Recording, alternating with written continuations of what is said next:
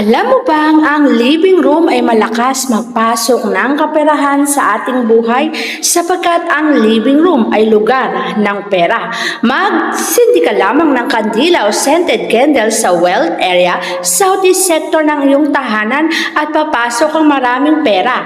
Mag-alaga ka rin ng mga pusa, ito ay tinatawag na buhay na elemento. Pusa, aso, o kaya naman ay isda ay maswerte sa loob ng tahanan, buhay na elemento na nagpapasok ng maraming kaperahan.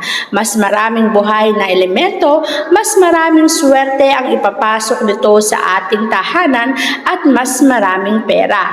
Maglagay ka rin ng mga maswerteng halaman sapagkat ang mga maswerteng halaman sa loob ng tahanan ay malakas mag-attract ng abundance, lalo na ang money tree, fortune plant, lucky bamboo, jade plant ay mga masuswerte